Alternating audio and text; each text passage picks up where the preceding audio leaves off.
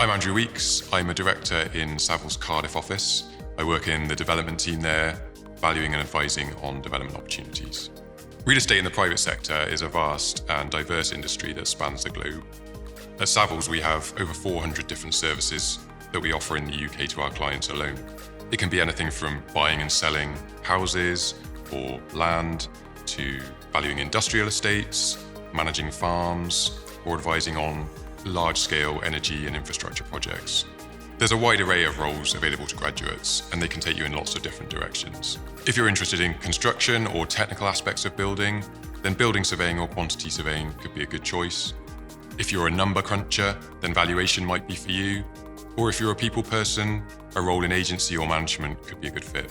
At Savills, we've advised on some of the most high-profile developments in Cardiff. Custom House in Cardiff Bay, where we are today, has recently gained planning permission for conversion to residential, which will bring this listed, derelict building back to life. I really like real estate and being a chartered surveyor.